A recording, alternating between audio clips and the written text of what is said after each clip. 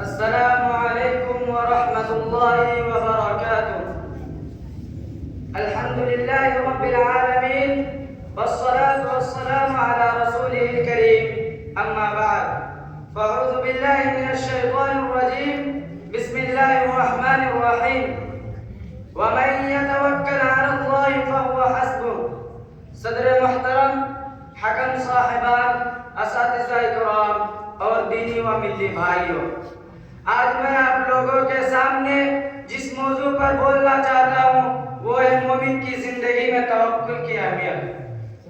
توکل کا مطلب ہوتا ہے اللہ پر بھروسہ کرنا اور ہر کام کا انجام اللہ کے ہاتھ میں ہونے کا عقیدہ رکھنا۔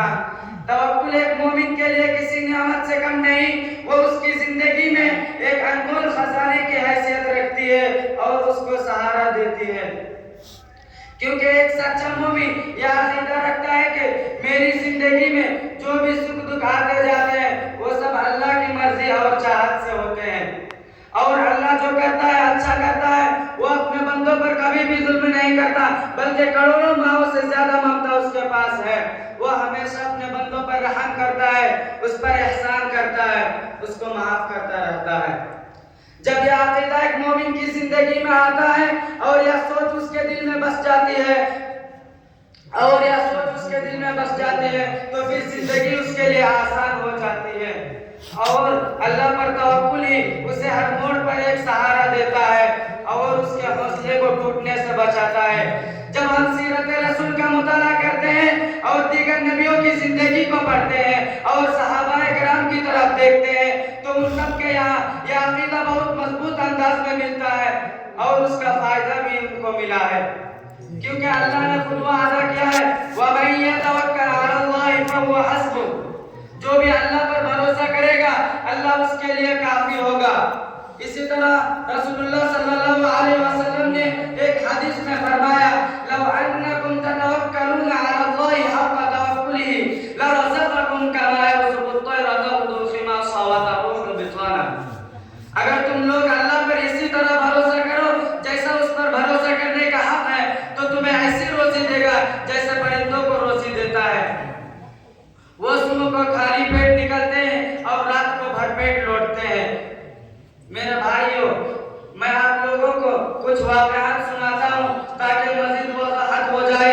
جب ہمارے رسول صلی اللہ علیہ وسلم مکہ چھوڑ کر مدینہ جا رہے ہوتے ہیں، راستے میں ایک غار میں چھپتے ہیں اور مکہ والے آپ کی تلاش میں غار کے دہانے تک آ جاتے ہیں۔ آپ کے ساتھ آپ کے دوست یار غار حضرت ابوبکر رضی اللہ عنہ بھی ہے۔ وہ یہ دیکھ کر اپنی تشویش کا اظہار اللہ کے رسول صلی اللہ علیہ وسلم سے کرتے ہیں کہ اگر یہ لوگ ہمیں دیکھ لیں گے تو ہم پکڑے جائیں گے۔ تو پھر اللہ کے رسول صلی اللہ علیہ وسلم نے اس حوصلے کے ساتھ کہا حسبنا اللہ لا تحزن ان اللہ معنا، گھبراؤ مت، یقیناً اللہ ہمارے ساتھ ہے۔ مطلب یہ ہے کہ اللہ کے حساب سے ہم نے کام کیا اور ہمارے ہاتھ میں جو تھا ہم نے کیا، اب نتیجہ اللہ کے حوالے ہے، وہ سب دیکھ رہا ہے، ہم اسی کی نگرانی اور رہنمائی میں آگے بڑھ رہے ہیں۔ اس لیے ہمیں یقین ہے کہ وہ ہماری حفاظت کرے گا اور ہمیں ہرگز ضائع نہیں ہونے دے گا۔ اسی طرح سن 2 ہجری میں جب اسلام اور کفر کے درمیان پہلی باقاعدہ جنگ ہوئی اور اس میں مسلمانوں کی تعداد 313 تھی، جس میں کچھ بوڑھے بھی ہیں اور بچے بھی، اور سب جنگ کے ماہر بھی نہیں تھے اور نہ ہی سب کے پاس جنگ کے ضروری ساز و سامان ہے۔ لیکن پھر بھی اللہ کے رسول نے اس حوصلے کے ساتھ کہا حسبنا اللہ ونعم الوکیل، اللہ ہمارے لیے کافی اور بہترین کارساز ہے۔ عقیدہ لے کر ٹکرا گئے اور مومنوں نے بھی خوب پامردی سے جنگ کی، کیونکہ توکل علی اللہ کی صفت سے وہ بھی متصف تھے۔ پھر نتیجہ سب کے سامنے ہے کہ ان نہتے اور کمزور مسلمانوں نے کفار کی طاقت کے غرور کو خاک میں ملا دیا اور اللہ کے حکم سے اس میں مسلمانوں کی جیت ہوئی۔